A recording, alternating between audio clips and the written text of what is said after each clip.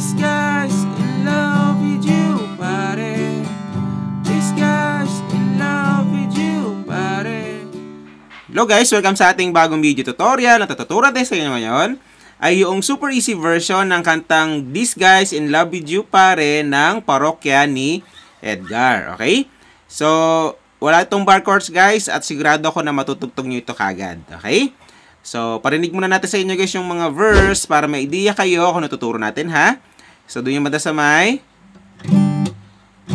one look and I knew iba na malagkit. So, doon yung mada, no? So, paano yon? So, yung mga chords natin guys para sa mga verse ay G na apat na daliri. So, ganyan. So, first string ito, second string ito, tapos fifth string at saka sixth string. Yan. No? Tapos, pupunta tayong C add 9. So, ganun lang din, no?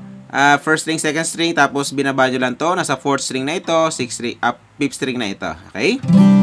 So, may asterisk yan, guys. Mamaya explain natin kung bakit, ha? So, C add 9 na may asterisk, tapos D. Yan lang. First string, second string, third string ito. So, 2 times yung gagawin yan, guys. Pag nagawa nyo ng 2 times, ay pupunta kayong second line ng mga chords. So, C add 9. Tapos, E minor. Yung E minor, dalawa lang yan. 4th string, 5th string. Tapos, A minor 7. Yan. So, second string, ito naman ay 4th string. Tapos, D. Okay? So, ganun lang kadali, guys, yung mga chords niya. So, paano naman yung ating strumming pattern para sa buong kanta? So, ganito lang guys, no? Halimbawa, naka-G kayo, kada chords ay down, down, up, up, down, up. Okay, tapos, lipat na kayo ng chords. Yung lilipatan yung chords ay yung C add 9 na may asterisk. Kapag may asterisk, guys, ganito na lang ang kanyang strumming. So, down, down, up. So, tapos na yon, lipat kagad kayo ng D. May asterisk, ganun uli, down, down, up. Ganun lang. So, halimbawa, kung naka-G kayo, ganito yung strumming niya.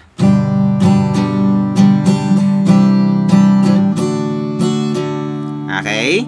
So, yan. Tapos, pag walang asterisk, yung down, down, up, up, down, up. No? Pag may asterisk, mas maikli yung kanyang strumming. Okay? So, para mas makuha nyo, guys, kanta na natin siya, no? So, pwede nyo ako sabayan. So, one look, and I malagkit, dumikit ang tingin sa mata. Once second na naman chorus tayo. Man pa ang ibig sabihin, di na friends ang tingin niya sa akin. Okay? So, yan. So, ganoon nakadali guys yung mga verse. Tapos ulitin nyo Leon. Verse 2, sa iba rin yung mga chords niya. Everyday, wala okay, so ganun siya, no? So, hindi natin siya kantahan. Parehong-pareho lang din siya sa mga verse 1. Okay?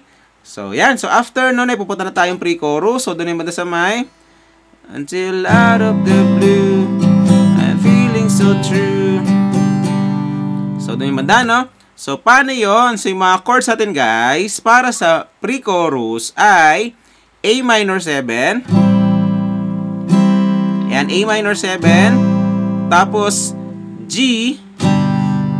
Tapos, ito yung dagdag natin guys, F. So, bar chord siya, F. Pero, kagaya na sinabi ko sa inyo kanina, para hindi kayo mahirapan, ay ganitong F na lang. Ayan. So, ipitin nyo lang itong second string at saka first string. Ilagay nyo ito sa third string. Tapos, fourth string naman ito. Na? Ayan siya. Tapos, pupunta kayong D. Okay. So, ganun nakadali, no? So, same pa rin yung kanyang strumming pattern. Kanta na natin siya para mas makuha nyo. So, until out of the blue, I'm feeling so true.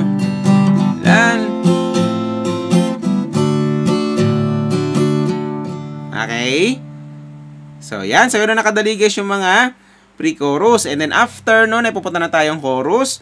So, doon naman sa may This guy's in love with you, pare. Okay? So, yan. So, ganun nakadali guys, no? Yung kanyang pre-chorus. Sa chorus na tayo, no? So, paano yon? So, yung mga chords natin guys, para sa mga chorus ay G. Ayan, so G na apat na daliri pa rin. Tapos C and 9 na may asterisk. Tapos D na may asterisk. So 3 times yung gagawin yan guys, yung first line ng mga chords. Pag nagawa nyo ng 3 times, ay pupunta na naman kayong A minor. Ayan, yung A minor guys ay para lang siyang A7, A minor 7 kanina. Pero meron na siya dito sa second string, na? Tapos, pupunta kayong G. Okay, so same pa rin yung kanyang strumming pattern. Kanta na natin siya para mas makuha nyo. So, sabayan nyo ako guys, no? So, this guy's in love with you, pare. Pangalawan, guys, in love with you, pare. Pangatlo na. This guy's in love with you, pare. Loading na loading sa'yo. Okay? So, yan. Siguro nakadali guys yung mga chorus. And then after nun, ay pupunta na naman kayong verse. Same pa rin yung mga chords niya. Tapos pupunta kayong chorus. Same pa rin yung mga chords niya. Tapos, bridge. Okay? So, ang mga bridge guys ay doon naman sa may everyday ring Monday. So, yung manda, no? So, paano yun? So, yung mga chords natin guys, para sa mga bridge ay C. Ayan. Pwede rin C add 9. No, walang problema yon. C add 9 or C, lagay natin C para hindi mahaba dyan sa nakasulat. No, pero C add 9 yan. Tapos pupunta kayong G. So, 3 times yung gagawin yan guys. Pag nagawa nyo na 3 times, ay pupunta kayong A minor 7. Tapos D. And then E. Pagkatapos nun ay D. Tapos A. So, 3 times yung gagawin yan guys. Pag nagawa nyo na 3 times, ay tapos na yung mga bridge. Pagkatapos nun ay meron siyang parang interlude. So, tataas na yung mga key doon, pero kahit gawin nyo na lang din yung chords ng chorus na tinuro natin. Dito kasi guys, sa last chorus ay tataas na yung key niya. Yung G kanina ay magiging A na siya. No? Tapos yung C add 9 kanina magiging D. Tapos yung D ay magiging E. No? So, dadagdagan nyo lang na isang letter yung mga chords ng chorus natin kanina. Pero, kung ayaw nyo naman itaas yung key sa last chorus, okay lang naman kahit yung chorus na tinuro natin kanina. Okay? So, yan. So, after nun ay tapos yun na yung buong kanta. So, pagsama-samahin nyo na tinuro natin at matutugtog nyo na yung buong kanta. Okay? So, yan. So, yun sa bago nyo matutugtog guys. Kita tayo sa next video natin. Bye!